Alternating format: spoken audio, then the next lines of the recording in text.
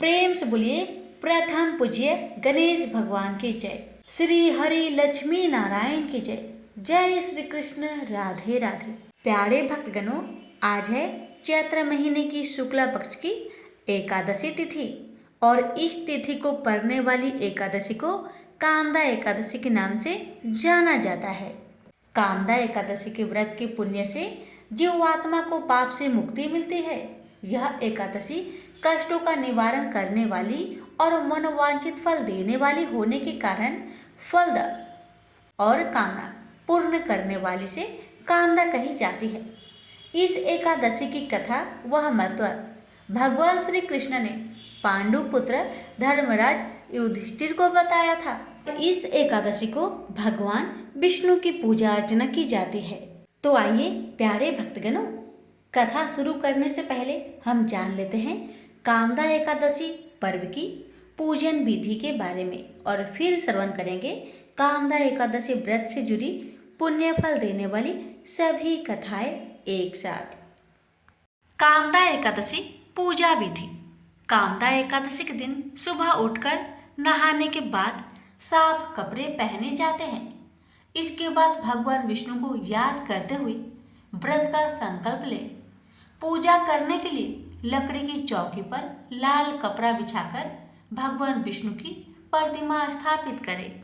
इसके बाद प्रतिमा के सामने एक लोटे में जल, अक्षत, तिल और रौली डालकर रखें। भगवान विष्णु को भोग में फल, दूध, फूल, पंचामृत और तिल आदि अर्पित करें। इसके बाद घी का दीपक जलाएं और मन में श्री हरि और माँ लक्ष्मी का स्मरण करें। फिर विष्णु भगवान की आरती करते हुए मंत्रों का जाप करें और आखिर में व्रत कथा पढ़ने के बाद पूजा संपन्न होती है। व्रत कथा। धर्मराज युधिष्ठिर कहने लगे कि हे भगवान, मैं आपको कोटि कोटि नमस्कार करता हूँ। अब आप कृपा करके चैत्र शुक्ल एकादशी का महात्म्य कहिए। श्री कृष्ण कहने लगे कि हे धर्मराज, यही प्रश्न एक समय राजा दिलीप ने गुरु वशिष्ठ जी से किया था और जो समाधान उन्होंने किया वो सब मैं तुमसे कहता हूँ। प्राचीन काल में भोगीपुर नामक एक नगर था। वहाँ पर अनेक ऐश्वर्यों से युक्त पुंडरीक नाम का एक राजा राज्य करता था। भोगीपुर नगर में अनेक अप्सरा, किन्नर तथा गंधर्व वास करते थे। उनमें से एक जगह ललिता और ललित नाम के दो स्त्री पुरुष अत्यंत वैभवशाली घर में निवास करते थे। उन दोनों में अत्यंत स्नेह था, यहाँ तक कि अलग अलग हो जाने पर दोनों व्याकुल हो जाते थे। एक समय पुंडरीक की सभा में अन्य गंधर्वों सहित ललित भी गान कर रहा था। गाते गाते उसको अपनी प्रिय ललिता का ध्यान आ गया और उसका स्वर भंग होने के कारण गाने का स्वर बिगड़ गया। ललित के मन के भाव जानकर कारकोट नामक नाग ने पद भंग होने के कारण राजा से कह दिया। तब पुंडरीक ने क्रोधपूर्वक कहा कि तू मेरे सामने गाता हुआ अपनी स्त्री का स्मरण कर रहा है, अतः तू कच्चा मांस और मनुष्य को खाने वाला राक्षस बनकर अपने किए कर्म का फल भोग। पुंडरीक के श्राप से ललित उसी क्षण महाकाय विशाल राक्षस हो गया।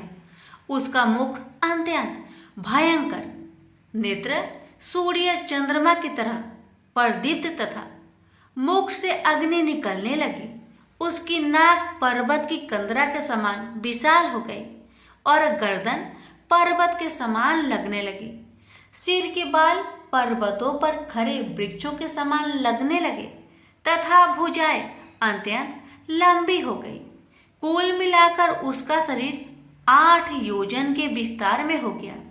इस प्रकार राक्षस होकर वह अनेक प्रकार के दुख भोगने लगा।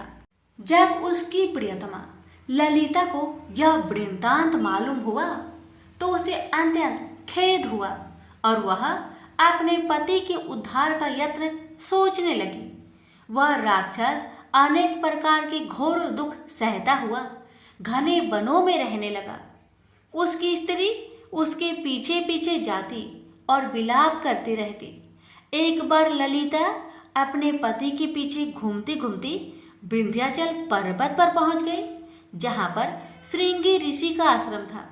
ललिता शीघ्र ही श्रृंगी ऋषि के आश्रम में गई और वहां जाकर विनीत भाव से प्रार्थना करने लगी।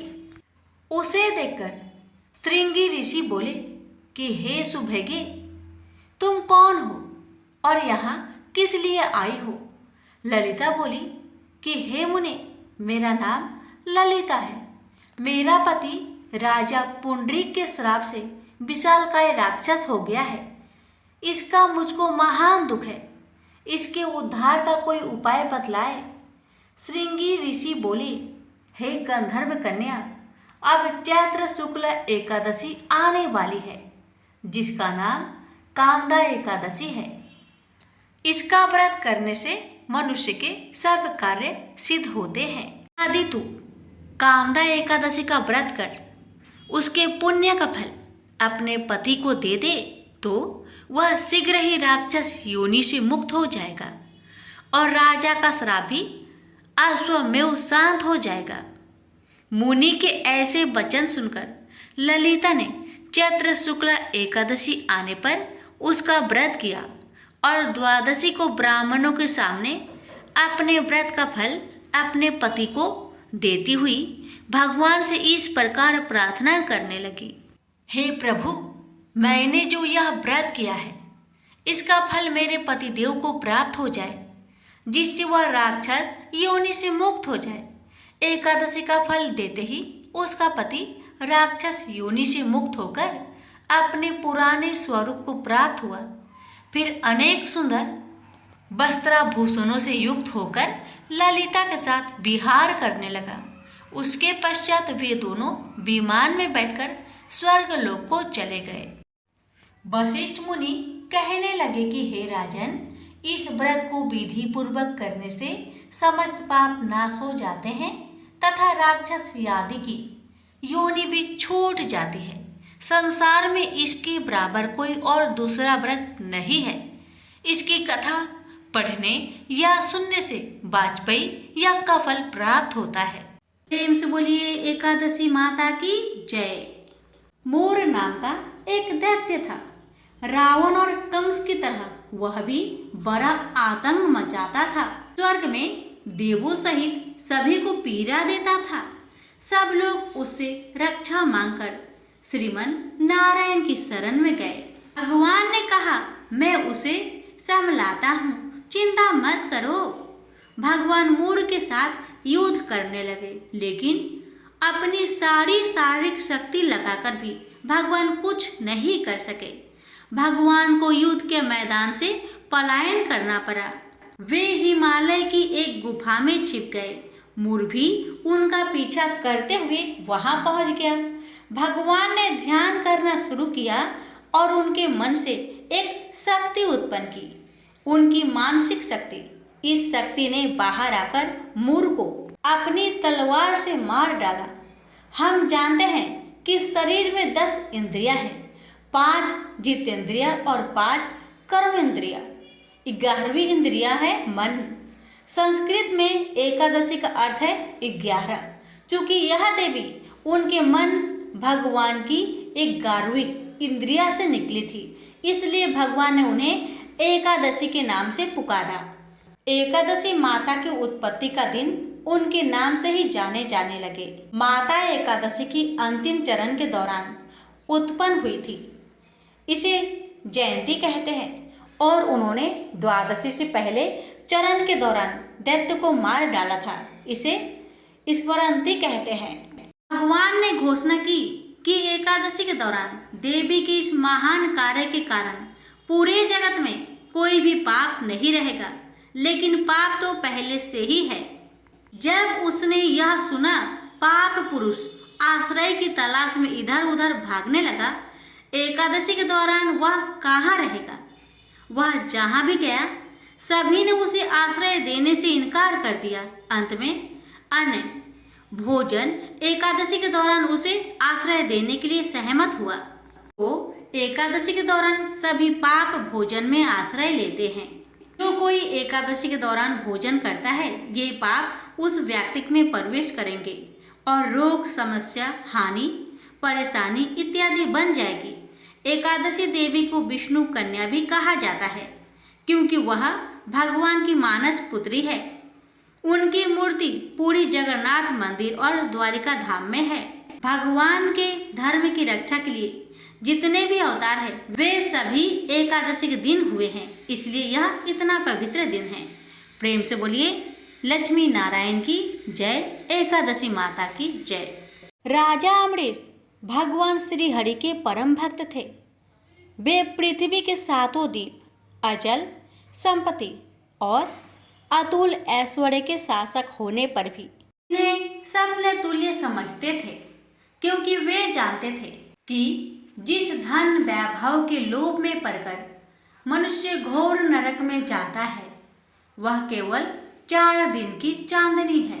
राजा अम्बरीश का भगवान श्री कृष्ण में और उनके प्रेमी साधुओं में परम प्रेम था। उन्होंने अपने मन को श्री कृष्ण के चरणों में, वाणी को भगवान के गुणों का गान करने में, हाथों को श्री हरि के मंदिर मार्जन में और अपने कानों को भगवान की मंगलमयी कथा के श्रवण में लगा रखा था। उन्होंने अपने नेत्रों को श्री हरि की विग्रह व मंदिरों के दर्शन में, नासिका को उनके चरण कमलों पर चढ़ी श्रीमती तुलसी की दिव्य गंध में और जीवा को भगवान के प्रति अर्पित नैवेद्य प्रसाद में संलग्न कर दिया था। राजा अम्बरीश के पैर भगवान के क्षेत्र आदि की पैदल यात्रा करने में ही लगे रहते और वे सिर से भगवान श्री कृष्ण के चरण कमलों की वंदना किया करते थे। इस प्रकार उन्होंने अपने सारे कर्म यज्ञ, पुरुष, इंद्रियातीत भगवान के प्रति उन्हें सर्वोत्तम एवं सर्वरूप समझकर समर्पित कर दिए थे और भागवत भक्त ब्राह्मणों की आज्ञा अनुसार वे इस पृथ्वी का शासक करते थे। उन्होंने बड़ी बड़ी दक्षिणा वाले अनेकों अश्वमेध यज्ञ करके यज्ञाधिपति भगवान की आराधना की थी। उनकी प्रजा महात्माओं के द्वारा गाए हुए भगवान के उत्तम चरित्रों का बहुत सम्मान करती, किसी समय बड़े प्रेम से श्रवण करती और किसी समय उनका गान करती। इस प्रकार उनके राज्य के मनुष्य देवताओं के अत्यंत प्यारे स्वर्ग की भी इच्छा नहीं करते। राजा अम्बरीश की अनन्य प्रेममयी भक्ति से प्रसन्न होकर भगवान ने उनकी रक्षा के लिए सुदर्शन चक्र को नियुक्त कर दिया था, जो विरोधियों को भयभीत करने वाला एवं भगवान भक्तों की रक्षा करने वाला है। एक बार उन्होंने अपनी पत्नी के साथ भगवान श्री कृष्ण की आराधना करने के लिए 1 वर्ष तक द्वादशी प्रधान एकादशी व्रत करने का नियम ग्रहण किया। उन्होंने 3 रात का उपवास किया और एक दिन यमुना जी में स्नान करके भगवान श्री कृष्ण की पूजा की। तत्पश्चात पहले ब्राह्मणों को स्वादिष्ट और अत्यंत गुणकारी भोजन कराकर उन लोगों के घर 60 करोड़ गौएं सुसज्जित करके भेज दी। जब ब्राह्मणों को सब कुछ मिल चुका, तब राजा ने उन लोगों से आज्ञा लेकर व्रत का पारण करने की तैयारी की। उसी समय श्राप और वरदान देने में समर्थ स्वयं दुर्वासा जी भी उनके यहाँ अतिथि रूप में पधारे। राजा अम्बरीश उन्हें देखते ही उठकर खड़े हो गए, आसन देकर बैठाया और विविध सामग्रियों से उनके चरणों में प्रणाम करके भोजन के लिए प्रार्थना की। दुर्वासा जी ने राजा अम्बरीश की प्रार्थना स्वीकार कर ली और इसके बाद आवश्यक कर्मों से निवृत्त होने के लिए वे नदी तट पर चले गए। वे ब्रह्मा का ध्यान करते हुए यमुना के पवित्र जल में स्नान करने लगे। इधर द्वादशी केवल घड़ी भर शेष रह गई थी। धर्मज्ञ अम्बरीश ने धर्म संकट में पड़कर ब्राह्मणों के साथ परामर्श किया उन्होंने कहा, ब्राह्मण देवताओं, ब्राह्मण को बिना भोजन कराए स्वयं खा लेना और द्वादशी रहते पारण न करना दोनों ही दोष है। इसलिए इस समय जैसा करने से मेरी भलाई हो और मुझे पाप न लगे, ऐसा काम करना चाहिए।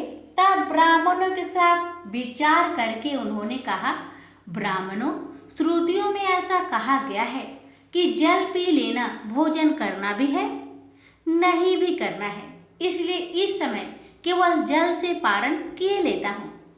ऐसा निश्चय करके मन ही मन भगवान का चिंतन करते हुए राजश्री अमरीश ने जल पी लिया और फिर दुर्वासा जी के आने की राह देखने लगे।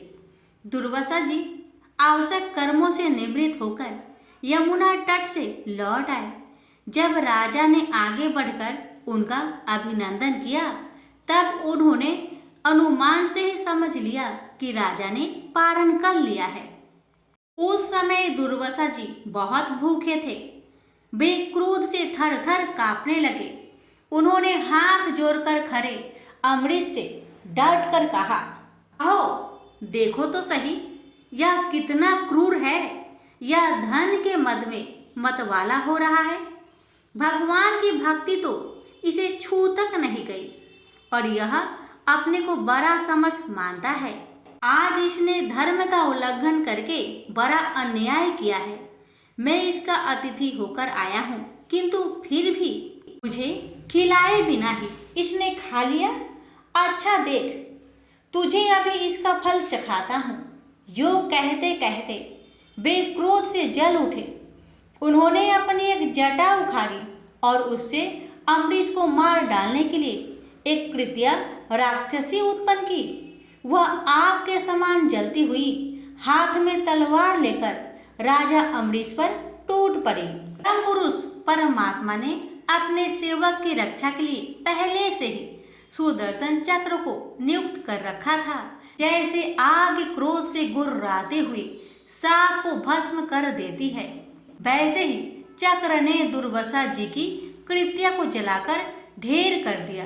जब दुर्वासा जी ने देखा कि मेरी बनाई हुई कृत्या तो जल रही है और चक्र मेरी ओर आ रहा है, तब वे भयभीत हो अपने प्राण बचाने के लिए जी छोड़कर एकाएक भाग निकले। जैसे ऊंची ऊंची लपटों वाला दवानल सांप के पीछे दौड़ता है, वैसे ही भगवान का चक्र तो मेरे पीछे लग गया है। तब दुर्वासा जी दिशा, आकाश, पृथ्वी, अतल, बीतल आदि नीचे के लोक, समुद्र, लोकपाल और उनके द्वारा सुरक्षित लोक एवं स्वर्ग तक में गए। परंतु जहाँ जहाँ वे गए वहीं वहीं उन्होंने असहा तेज वाले सुदर्शन चक्र को अपने पीछे लगा देखा।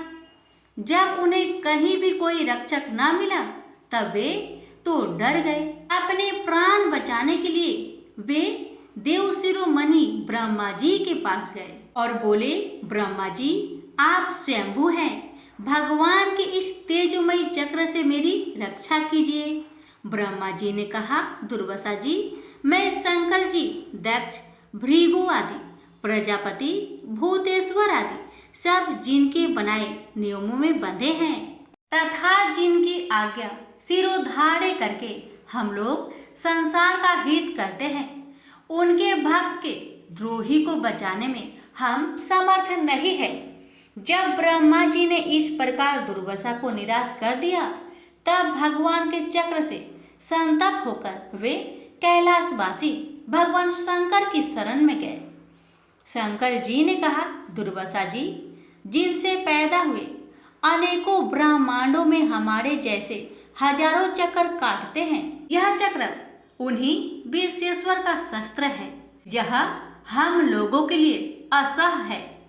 तुम उन्हीं की शरण में जाओ, वे भगवान ही तुम्हारा मंगल करेंगे। निराश होकर दुर्वासा जी श्री हरि भगवान के परम धाम बैकुंठ की तरफ में भागे। दुर्वासा जी भगवान के चक्र की आग से जल रहे थे। वे भगवान के चरणों में गिर पड़े। उन्होंने कहा, हे अच्युत्य, हे अनंत, आप संतों के एकमात्र इच्छित हैं। प्रभु, संपूर्ण जगत के जीवन दाता, मैं अपराधी हूँ, आप मेरी रक्षा कीजिए। आपका परम प्रभाव न जानने के कारण ही मैंने आपके प्यारे भक्त का अपराध किया है। प्रभु, आप मुझे बचाइए। श्री भगवान ने कहा, दुर्वासा जी, मैं सर्वथा भक्तों के अधीन हूँ, मुझ में तनिक भी स्वतंत्रता नहीं है। जो भक्त स्त्री, पुत्र, गृह, गुरुजन, प्राण, धन, इहलोक और परलोक सबको छोड़कर केवल मेरी शरण में आ गए हैं, उन्हें छोड़ने का संकल्प भी मैं कैसे कर सकता हूँ। इसमें संदेह नहीं कि ब्राह्मणों के लिए तपस्या और विद्या परम कल्याण के साधन है, परंतु यदि ब्राह्मण उद्दंड और अन्यायी हो जाए तो वे ही दोनों उल्टा फल देने लगते हैं। दुर्वासा जी सुनिए, मैं आपको एक उपाय बताता हूँ जिसका अनिष्ट करने से आपको इस विपत्ति में आना पड़ा है। आप उसी के पास जाइए, उनसे क्षमा मांगिए, तब आपको शांति मिलेगी। सुदर्शन चक्र की ज्वाला से जलते हुए दुर्वासा लौटकर राजा अम्बरीश के पास आए और उन्होंने अत्यंत दुखी होकर राजा के पैर पकड़ लिए। दुर्वासा जी की यह चेष्टा देखकर और उनके चरण पकड़ने से लज्जित होकर राजा अम्बरीश भगवान के चक्र की स्तुति करने लगे। अम्बरीश ने कहा, प्रभु सुदर्शन, आप अग्नि स्वरूप है, भगवान के प्यारे, हजार दांत वाले चक्र देवा, मैं आपको नमस्कार करता हूँ। समस्त अस्त्र शस्त्रों को नष्ट कर देने वाले एवं पृथ्वी के रक्षक, आप इन ब्राह्मण की रक्षा कीजिए। आप कृपा करके हमारे कुल के भाग्योदय के लिए दुर्वासा जी का कल्याण कीजिए। हमारे ऊपर यह आपका महान अनुग्रह होगा। यदि मैंने कुछ भी दान किया हो या किया हो अथवा अपने धर्म का पालन किया हो, यदि हमारे वंश के लोग ब्राह्मणों को ही अपना आराध्य देव समझते रहे हो, तो दुर्वासा जी की जलन मिट जाए। भगवान समस्त गुणों के एकमात्र आश्रय स्थल है। यदि मैंने समस्त प्राणियों की आत्मा के रूप में उन्हें देखा हो और वे मुझ पर प्रसन्न हो, तो दुर्वासा जी का हृदय की सारी जलन मिट जाए। अब राजा अम्बरीश ने दुर्वासा जी को सब ओर से जलाने वाले भगवान के सुदर्शन चक्र की इस प्रकार स्तुति की। तब उनका प्रार्थना से चक्र शांत हो गया। जब दुर्वासा चक्र की आग से मुक्त हो गए और उनका चित्त स्वस्थ हो गया, तब वे राजा अम्बरीश को अनेकानेक उत्तम आशीर्वाद देते हुए उनकी प्रशंसा करने लगे। दुर्वासा जी ने कहा, धन्य है, आज मैंने भगवान के प्रेमी भक्त का महत्व देखा। राजन, मैंने आपका अपराध किया, फिर भी आप मेरे लिए मंगल कामना ही कर रहे हैं। महाराज अम्बरीश, आपका हृदय करुणा भाव से परिपूर्ण है। आपने मेरे ऊपर महान अनुग्रह किया। अहो, आपने मेरे अपराध भुलाकर मेरी रक्षा की है। जब से दुर्वासा जी चक्र से जीवन रक्षा के लिए भाग रहे थे, तब से राजा अम्बरीश ने भोजन नहीं किया था। वे दुर्वासा जी के लौटने की राह देख रहे थे। अब उन्होंने दुर्वासा जी के चरण पकड़ लिए और उन्हें प्रसन्न करके विधि पूर्वक भोजन कराया। दुर्वासा जी ने बहुत ही संतुष्ट होकर राजा अम्बरीश के गुणों की प्रशंसा की और उनके बाद उनसे अनुमति लेकर आकाश मार्ग से प्रस्थान किया। जब सुदर्शन चक्र से भयभीत होकर दुर्वासा जी भाग रहे थे, तब से लेकर उनके लौटने तक 1 वर्ष का समय बीत गया था। इतने दिनों तक राजा अम्बरीश उनके दर्शन की आकांक्षा से केवल जल पीकर रहे। दुर्वासा जी के जाने के बाद उनके भोजन से बचे हुए अत्यंत पवित्र अन्न को राजा ने सपरिवार ग्रहण किया। कुछ वर्ष बीतने पर राजा अम्बरीश ने अपने ही समान भक्त पुत्र पर राज्य का भार छोड़ दिया और स्वयं वन में चले गए। वहां वे बड़ी धीरता के साथ आत्म स्वरूप भगवान में अपना मन लगाकर गुणों के प्रवाह रूपी संसार से मुक्त हो गए। प्रेम से बोलिए लक्ष्मी नारायण की जय। बहुत समय पहले की बात है। एक गांव में एक ननद भाभी रहा करती थी। ननद अभी कंवारी थी। उस परिवार में ननद, भाभी और भाई, इन तीनों के अलावा और कोई भी नहीं रहता था।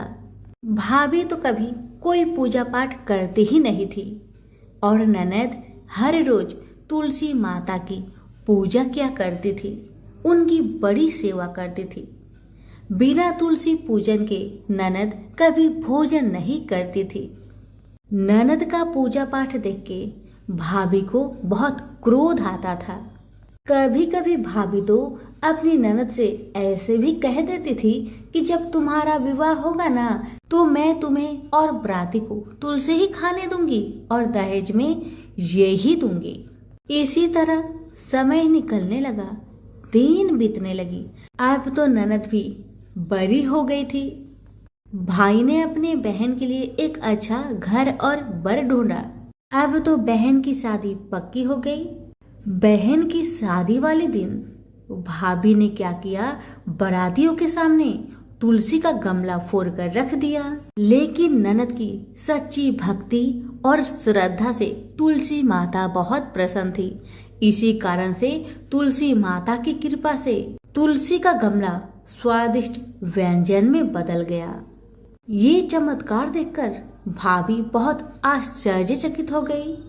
लेकिन फिर भी उसका आदत नहीं गया। उसने फिर क्या किया, अपने ननद को गहने के बदले में तुलसी की मंजरी पहना दी। लेकिन तुलसी माता की कृपा से वह मंजरी भी सोने के आभूषण में बदल गए। ये देखकर भी भाभी बहुत हैरान हुई, मगर फिर भी अपनी करतूत करनी न बंद किया। उसने फिर वस्त्रों के स्थान पर तुलसी का जनेऊ रख दिया। लेकिन तुलसी माता की कृपा से वह तुलसी का जनेऊ रेशमी और सुंदर वस्त्र में बदल गया। ननद की भाभी बहुत पापिन थी, इसलिए तुलसी माता की महिमा को न जान सकी। भाई ने अपने बहन को बड़े प्यार और आदर के साथ विदा किया। बहन ससुराल में गई। ससुराल वाले उसके दहेज आदि के बारे में बहुत बड़ाई करने लगे। जब ये बात भाभी को मालूम हुई तो उसे बड़ा आश्चर्य हुआ और तुलसी जी की पूजा का महत्व उसको समझ में आ गया।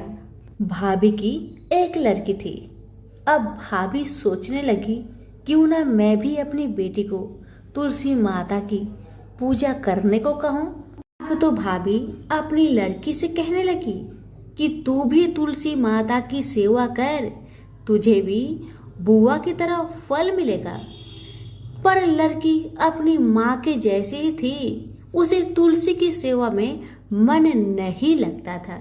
भाभी की लड़की हर रोज सुबह स्नान करके ऊपर के मन से अपनी माँ की बात रखने के लिए तुलसी माता की पूजा कर लिया करती थी, मगर मन उसका पूजा में कभी नहीं लगा। इसी तरह समय बीतते गया। इस बार भाभी ने खुद अच्छा घर और वर देखकर अपनी बेटी का विवाह तय किया। और जब विवाह का समय आया तो भाभी ने सोचा, जैसा व्यवहार मैंने अपनी ननद के साथ किया वैसा ही व्यवहार मैं अपनी बेटी के साथ करूंगी, क्योंकि मैंने जो ननद के साथ व्यवहार किया उसी व्यवहार के कारण ननद को इतनी इज्जत मिली थी।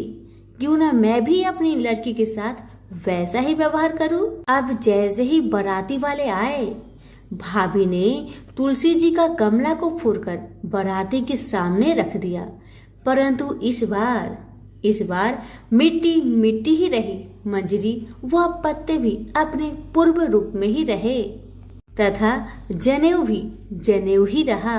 सभी बाराती भाभी की बुराई करने लगे। ससुराल में भी लड़की की और उसकी माँ की बहुत बुराई हो रही थी। भाभी को अपनी ननद से बहुत जलन होता था। इस कारण भाभी अपनी ननद को बहुत कम ही घर पर बुलाया करती थी। पर भाई अपनी बहन को बहुत मानता था। भाई ने एक दिन सोचा, बहन की शादी किए हुए बहुत साल हो गए, क्यों ना मैं अपने बहन से मिलकर आऊं, उसके ससुराल जाऊं। अब भाई ने अपनी इच्छा अपनी पत्नी को बताया। पत्नी से कहा, कुछ सौगात ले जाने के लिए कुछ दो। बहन का घर जाऊंगा, खाली हाथ कैसे जाऊं? कुछ हो तो मुझे दो। भाभी ने क्या किया, गुस्से से जुआर एक थैले में भरकर कहा, लो इसी को लो और अपनी बहन के घर ले जाओ। मेरे पास और कुछ नहीं है, यही है, इसी को ले जाओ। बेचारा पति दुखी मन से चल दिया, वही जुआर भरे थैले को लेकर, और मन ही मन में सोचते जा रहा था, भला कोई भाई अपने बहन के ससुराल में जुआर ले जाता है? यही सोचते सोचते भाई बहन के ससुराल की तरफ जा रहा था। उसने सोचा, ये जुआर बहन के ससुराल ले जाऊंगा तो लोग क्या कहेंगे, क्यों ना मैं इसे गाय को खिला दूं। भाई जब बहन के नगर के समीप पहुंचा और उसने एक गौशाला में गाय के सामने जुआर का थैला उलट दिया। जुआर को उलटता देखकर तब गौपालक ने कहा, ए भाई तुम ये क्या कर रहे हो? सोना मोती गाय के आगे क्यों डाल रहे हो? भाई ने जब नीचे देखा तो सचमुच हीरे मोती सोना चांदी जगमगा रहे थे।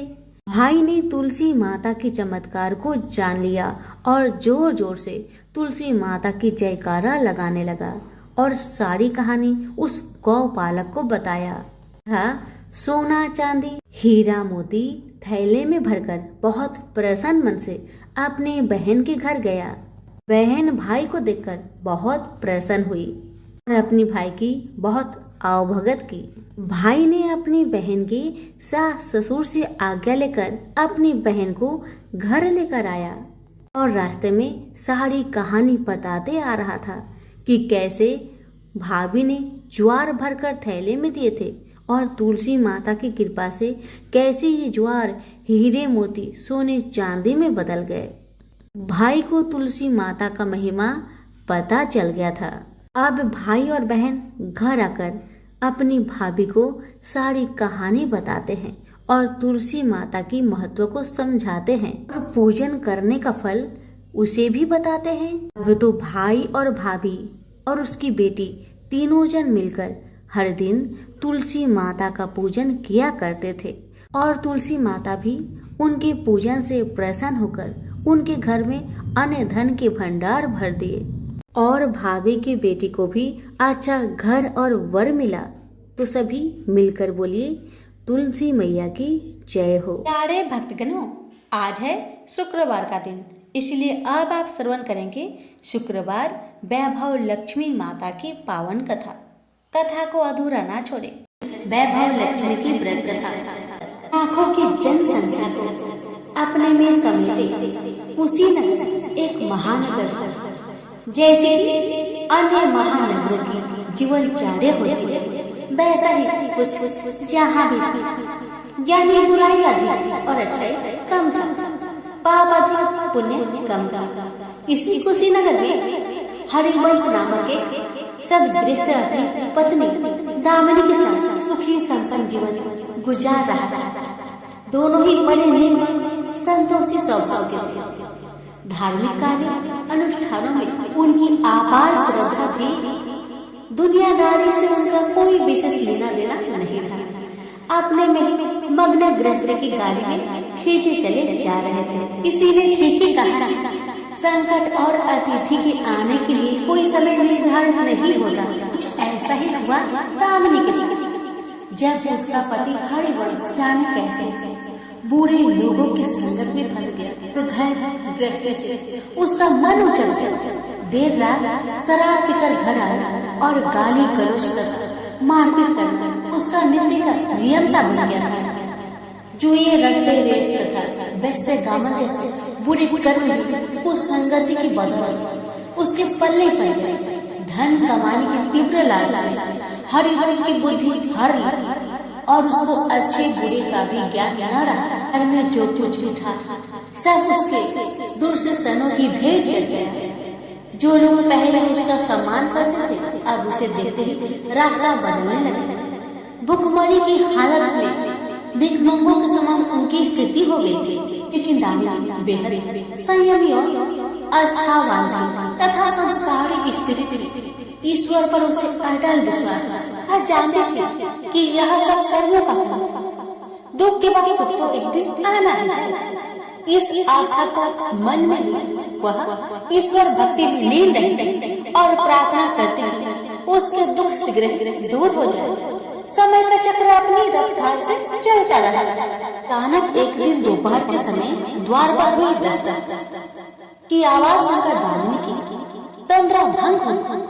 अतिथि सत्कार के भय मात्र से उसकी अंतरात्मा कांप उठी, क्योंकि घर में अन्न का एक दाना भी नहीं था तो अतिथि की सेवा में अर्पित किया जा सकता। फिर भी संस्कारों की ऐसी परवरता थी कि उसका मन अतिथि सत्कार को उद्धत हो उठा। उसने उठकर द्वार खोला, देखा सामने एक दिव्य पुरुष खड़ा था। बड़े बड़े वाले श्वेत केश, चेहरे को ढके हुए लहराते डाढ़, गेरुए वस्त्र का अवतरण पहने उनके चेहरे से तेज टपक पड़ रहा था। आंखों मानो अमृत वर्षा कर रही थी। उस दिव्य पुरुष को देखकर दामिनी को अपार शांति का अनुभव हुआ और वह उसे देखते समझ गई कि आगत वास्तव में कोई पहुंचा हुआ सिद्ध महात्मा है। उनके मन में अतिथि के प्रति गहरी श्रद्धा के भाव उमड़ पड़े और वह उसे सम्मान से घर के भीतर ले आई। दामिनी ने जब उसे फटे हुए आसन पर बैठाया गया, वह मारे लज्जा की जमीन पे गर से गई। उधर वह पुरुष दामिनी की ओर एकटक निहारे जा रहे थे। घर में जो कुछ बचा खुचा था दामिनी ने अतिथि सेवा में अर्पित कर दिया, पर उसने इस पर कोई ध्यान नहीं दिया। वह तो बस दामिनी को यूं ही निहारे जा रहे थे, मानो उसे कुछ याद दिलाने की चेष्टा कर रहे थे। जब काफी देर तक दामिनी कुछ न बोली तो उन्होंने कहा, बेटी मुझे पहचाना नहीं क्या? उसका यह प्रश्न सुनकर दामिनी जैसे सोते से जागी और अंत सकुचाते मृदुल स्वर में बोली, महाराज मेरी धृष्टा को क्षमा करें, तो आप जैसे दिव्य पुरुष को मैं पहचान कर नहीं पहचान पा रही हूँ। पारिवारिक कष्टों ने तो जैसे कि मेरी सोचने समझने की शक्ति छीन लिया है, लेकिन यह निश्चित है कि संकट के इस घड़ी में मुझे आप जैसे साधु पुरुष की सहारा है। तभी जैसे दामिनी को कुछ याद आया, वह उस साधु के चरणों में गिरकर बोल उठी, अब मैं आपको पहचान गई हूँ महाराज। स्नेहारूपी अमृत की वर्षा करने वाले अपने सुख चिंतन को कोई कैसे भूल सकता है भला? वास्तव में वह साधु मंदिर की राह के मध्य में बनी अपनी कुटिया के बाहर बट वृक्ष के नीचे बैठ साधना किया करते थे और मंदिर आने जाने वालों सभी श्रद्धालुओं से प्रणाम करके स्वयं को कृतार्थ अनुभव करते थे। दामिनी भी उनमें से एक। जब पिछले काफी दिनों से उसने उसे मंदिर की ओर आते जाते नहीं देखा तो उसकी कुशल क्षेम जानने के लिए पूछताछ करते हुए उसके घर की ओर आ निकले। मैंने अभी अपनी सोच में ही डूबी हुई थी कि साधु महाराज ने मौन भंग किया। क्या कारण है पुत्री, तू आजकल मंदिर आती जाती दिखाई नहीं पड़ती? मुझे क्या कष्ट है बता, शायद मैं तेरी कुछ सहायता कर सकूं। व्यक्तिगत दुखों के बोझ तले दबा हो तो ऐसे में सहानुभूति के दो काफी बोल काफी होते हैं। दामिनी भी खुद पर संयम नहीं रखी और बिखर कर रोने लगी। तभी वह साधु वत्सल पूर्वक स्वर में बोली, मन छोटा करने की समस्या हल नहीं होती। सुख दुख तो एक गाड़ी के दो पहियों के समान है, इनका आना जाना तो जिंदगी भर लगा ही रहता है। अपना दुख किसी को बता देने से मन हल्का हो जाता है। कुछ देर चुप रहने के बाद दामिनी ने बोलना शुरू किया, महाराज सर्व सुखों से भरपूर था मेरा घर। कंगन में खुशियों का नृत्य होता था। पति भी नेक और ईमानदार था, सदा जीवन उच्च विचार की आधारशिला पर टिकी हुई थी। हमारी गृहस्थी रुपए पैसे की कोई कमी नहीं थी। सुबह शाम घर में ईश्वर वंदना होती थी, लेकिन अचानक न जाने किसकी नजर लगी, हमारा भाग्य हमसे उठ सा गया। मेरे पति कुसंगति में फंसकर अपना सब कुछ गवा बैठे। अब तो ऐसा लगता है जैसे साथ छोड़कर जाने को तैयार बैठा है। भिखारियों से भी बदतर स्थिति हो गई है हमारी। दामिनी की करुण व्यथा सुनकर साधु का हृदय हाहाकार कर उठा।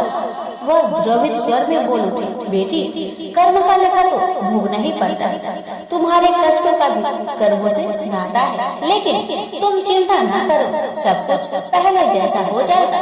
दुख के बाद ही सुख आता है, दुख सहे भी सुख की सच्ची अनुभूति हो ही नहीं सकती। तुम माँ लक्ष्मी के प्रति श्रद्धा जारी रखो। सबका उद्धार करने वाले प्रेम का छलकता सागर है माँ लक्ष्मी। अपने भक्तों पर सदैव उनकी कृपा दृष्टि रहेगी। तुम संपूर्ण आस्था के साथ माँ वैभव लक्ष्मी का व्रत करना शुरू करो। तुम्हारी साधना अवश्य रंग लाएगी। दामिनी एक संस्कारी स्त्री थी। धर्म कर्म में उसकी आगाध आस्था थी। माँ वैभव लक्ष्मी के व्रत की बात सुनकर उसका चेहरा दमक उठा। बोली, महाराज, यदि इस व्रत को करने से मेरे परिवार पर आई विपदा टल सकती है तो मैं इसे जरूर करूँगा। आप मुझे बताएं कि इस व्रत को कर और कैसे किया जाता है। साधु महाराज दामिनी की भक्ति भावना देखकर प्रसन्न होकर बोले, बेटी, सारे जगत का कल्याण करने वाली माँ वैभव लक्ष्मी की व्रत की विधि में कल्याण तुम्हें बता रहा है। प्रत्येक शुक्रवार को यह व्रत किया जाता है। सर्वप्रथम जितने शुक्रवार को यह व्रत करना हो उसका संकल्प लेकर माँ वैभव लक्ष्मी को मन मन प्रणाम करें। स्नान आदि से निवृत्त होकर स्वच्छ धवल वस्त्र पहनकर पूरब दिशा की ओर मुख करके आसन पर बैठे। सामने चौकी पर चावल की एक ढेरी लगाकर उस पर पानी से भरा कलश स्थापित करें जो तांबे का होना चाहिए।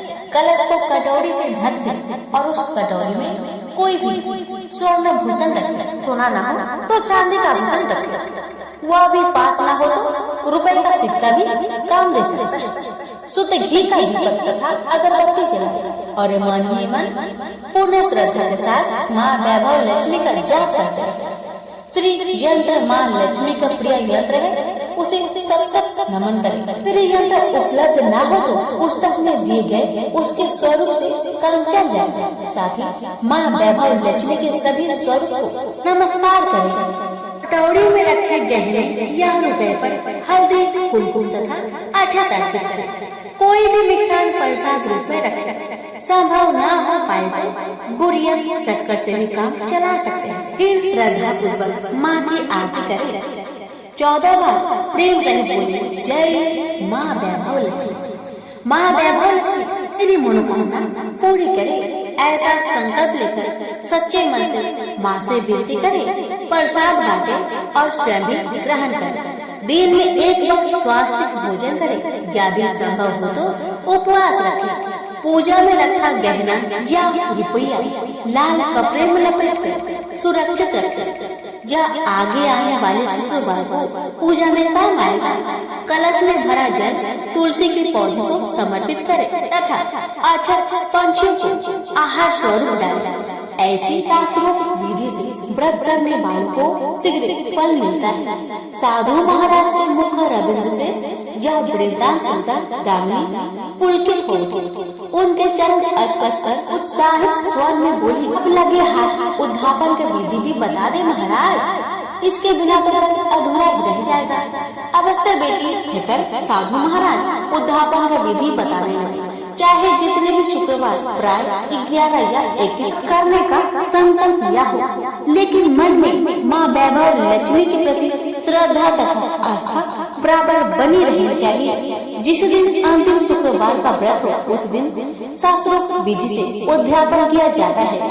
अन्य शुक्रवारों की भांति इस दिन भी पूजन करें। हाँ, प्रसाद के रूप में खीर अवश्य रखें। पूजा के बाद नारियल फोड़कर 7 कुंवारी कन्याओं के चरण धोकर कुमकुम का तिलक लगाकर पूजन करें। उन्हें सामर्थ्य अनुसार दक्षिणा दें और माँ वैभव लक्ष्मी व्रत की पुस्तकें उपहार स्वरूप भेंट में दें। फिर प्रसाद के रूप में खीर वितरित करें। अब माँ वैभव लक्ष्मी के सभी स्वरूप को मन ही मन नमन करते हुए कहे, हे माँ, यदि मैंने शुद्ध तथा निर्मल हृदय से आपकी स्तुति करते हुए वैभव लक्ष्मी व्रत विधान अनुसार पूर्ण किया हो तो मेरी मनोकामना सही पूर्ण करना। संतानहीनों को संतान देने वाली, दुख दुखियों को हरने वाली, अखंड सौभाग्य का वरदान देने वाली, कुंवारी कन्याओं को मन चाहा वर दिलाने वाली माँ वैभव लक्ष्मी, आपकी महिमा अपरंपार। अपने हर भक्त की विपत्तियां हरकर उन्हें सुख समृद्धि प्रदान करना। साधु महाराज से वैभव लक्ष्मी व्रत का शास्त्रोक्त ज्ञान प्राप्त करके दामिनी भाव विभोर होगी। उसे अपने भीतर एक अनोखे तथा अस्मित आत्मबल का संचार होता महसूस हुआ। उसने भी माँ वैभव लक्ष्मी के 21 व्रत आदि गुरुवार से शुरू करने का संकल्प लेकर साधु महाराज को आदर सहित विदा किया और मन ही मन माँ वैभव लक्ष्मी का स्तुति गान करने लगे। 2 दिन बाद ही शुक्रवार आ गया। उससे पहली रात दुखों की मारी दामिनी ठीक से सो भी नहीं सकी। माँ वैभव लक्ष्मी की व्रत करने से उसकी समस्याओं का अंत हो जाएगा, यह सोचकर वह मुख अंधेरे ही उठ बैठे। स्नान आदि कर स्वच्छ वस्त्र धारण किए, आसन पर पूर्व दिशा की ओर मुख करके दामिनी ने अपने सम्मुख रखी चौकी पर चावल की छोटी सी ढेरी बनाकर उस पर तांबे का कलश रखा। लेकिन जब स्वर्णाभूषण रखने की बात आई तो धर्म संकट में पड़ गए। सारे गहने पति के दुर्सनों की भेंट चढ़ चुके थे। विवाहित स्त्री थी तो मंगलसूत्र भी उतार कर नहीं रख सकती थी और कोई गहना था ही नहीं। तभी उसे उस नन्ही पायल का स्मरण आया जो उसने अपने आने वाली संतान के लिए बनवा कर रखे थे और अपने पति की निगाहों से भी बचा कर रखे थे। उसने झटपट वह पायल निकाली और गंगा जल से धोकर उसे शुद्ध करके कलश पर रखा, कटोरी में डाल दिया। डिब्बे के तली से बची कुची शक्कर निकालकर उसे प्रसाद के रूप में रखा और विधि अनुसार व्रत किया। सर्वप्रथम उसने अपने पति को प्रसाद दिया। आने वाला पूरा सप्ताह बड़ी ही हंसी खुशी से बीता। बात बात पर झल्ला उठने वाला उसका पति अपेक्षाकृत शांत तथा संयम रहा। कोई मारपीट तथा कलेश घर में नहीं हुआ।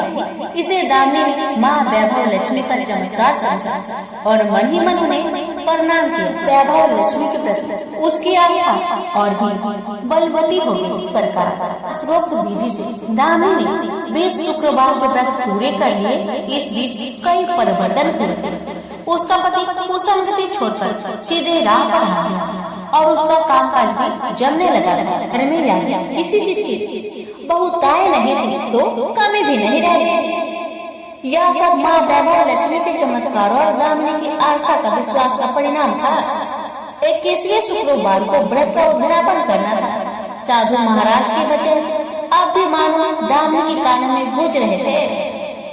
उनकी बताई विधि के अनुसार ही दामिनी ने शास्त्रोक्त विधि से उद्यापन किया। 7 कुंवारी कन्याओं को भोजन कराकर दक्षिणा दी। आसपास की सौभाग्यवती स्त्रियों में प्रसाद तथा वैभव लक्ष्मी व्रत कथा की पुस्तकें वितरित की। माँ वैभव लक्ष्मी के हर स्वरूप प्रणाम किया और कहा, आपकी महिमा निराली है माँ। आपने मेरे सारे दुख हर लिए, मेरी सभी मनोकामनाएं पूर्ण कर दी माँ। मेरा उजरा घर फिर से बस गया। मेरा यह नया जीवन आप ही की देन है माँ। मैं आजीवन आपकी पूजा अर्चना करूंगी और दूसरों को भी आपकी महिमा से अवगत कराकर वैभव लक्ष्मी व्रत रखने के लिए प्रेरित करूंगी। तो बोलिए प्रेम से जय माँ वैभव लक्ष्मी की जय। आपकी सदा ही जय है। संतोषी माता के व्रत करने वाला कथा कहते वह सुनते समय हाथ में गुड़ व भुने चने रखे। सुनने वाली संतोषी माता की जय, संतोषी माता की जय, इस प्रकार जय जयकार मुख से बोलते जाए। कथा समाप्त होने पर हाथ का गुड़ चना गौ माता को खिलाए। कलश में रखा हुआ गुड़ चना सबको प्रसाद रूप में बांटे। कथा से पहले कलश को जल से भरे, उसके ऊपर गुड़ चने से भरा कटोरा रखे। कथा समाप्त होने और आरती होने के बाद कलश के जल को घर में सब जगह पर छीन के और बचा हुआ जल तुलसी की क्यारी में डाल। 1.25 रुपए का गुड़ चना लेकर माता का व्रत करे। गुड़ घर में हो तो ले विचार न कर, क्योंकि माता भावना की भूखी है। कम ज्यादा का कोई विचार नहीं चाहिए। जितना भी आपसे बन पड़े अर्पण करे। श्रद्धा और प्रेम से प्रसन्न मन व्रत करना चाहिए। व्रत के उद्यापन में 2.5 सेर खाजा, मोमन, दाल, पूरी, खीर, चने का साग, न्यौवत रखे, घी का दीपक जला, संतोषी माता की जय जयकार बोले, नारियल फोड़े। इस दिन घर में कोई खटाई न खाए और ना किसी को खाने को दे। इस दिन 8 लड़कों को भोजन कराए। देवर जेठ के लड़के मिलते हो तो दूसरों को न बुलाए, कुटुंब में न मिले तो ब्राह्मण के रिश्तेदारों के या फिर पड़ोसियों के लड़के को बुलाए। उन्हें खटाई की कोई वस्तु न तथा भोजन कराकर यथाशक्ति दक्षिणा दे। नगद पैसे न दे, कोई वस्तु दक्षिणा में। व्रत करने वाला कथा सुन प्रसाद एक समय भोजन करे। इस तरह से माता प्रसन्न होगी और दुख दरिद्रता दूर होकर मनोकामना पूरी होगी।